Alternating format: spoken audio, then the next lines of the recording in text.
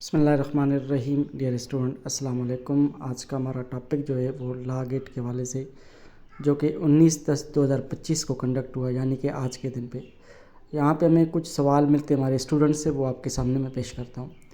यहाँ पे हमारे पास क्वेश्चन जो था 1 था, वो कह रहा था according to rule 141 no division of fees with any person for legal service is proper except with another educate based upon the principle of division of work as expressed in the agreement between the parties between the educates. यहाँ पे कह रहा था कि जब fees division की जाएगी, किन के दरमियान एग्रीमेंट की जाएगी? वो एडुकेट्स के दरमियान।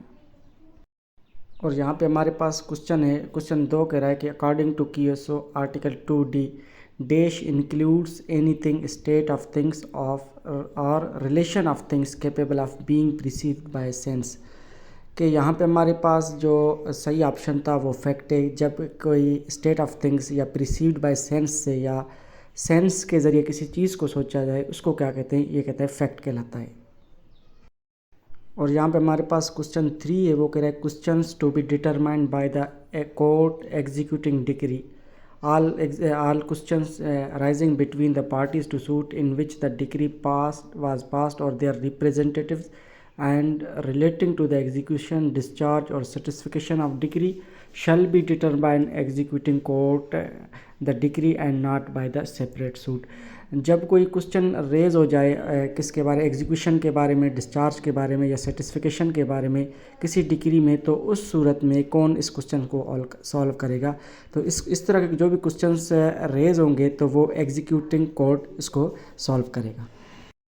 और यहाँ पे हमारे पास क्वेश्चन 4 है, वो कह रहा है according to CPC section 151 nothing in code shall be deem to limit और otherwise effect inherent powers of the court to make such orders as may be necessary for the ends of justice or prevent the abuse of process of the court।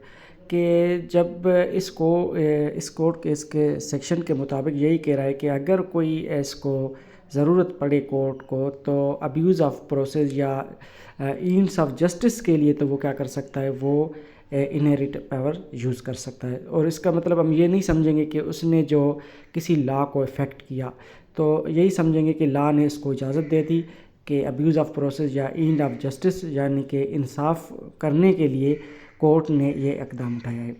तो यहाँ पे हमारे पास मुख्तलिफ़ तरह से सवाल बन सकता था, लेकिन यहाँ पे नॉट श्योर है कि उसने क्या वहाँ पे पेपर में काटा था। लेकिन यहाँ पे हमारे पास जो था ये इस बारे में कह रहा था, एंड ऑफ जस्टिस भी काट सकता है या कोई कोर्ट के बारे में भी काट सकता है।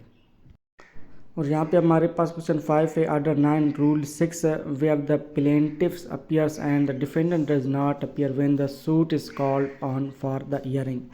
तो अगर प्लेंटिफ हाजिर हो और डिफेंडेंट हाजिर ना हो, तो इस सूरत में सूट जो है वो डिसमिस एक्स पार्टी की जाएगी। और इसकी दूसरी कंडीशन भी हो सकती थी, यानी कि दूसरे सवाल तरीके से भी सवाल आ सकता था, वो आपके सामने भी पेश करता हूँ। और यहाँ पे हमारे पास कह रहा है कि order 9 rule 3 CPC where neither parties appears when the suit is called on for hearing the court में make an order that suit B dismiss. अगर दोनों पार्टीज़ कोर्ट में अपीयर ना हो, तो इस सूरत में कोर्ट क्या करेगी? कोर्ट वो सूट को डिसमिस करेगा।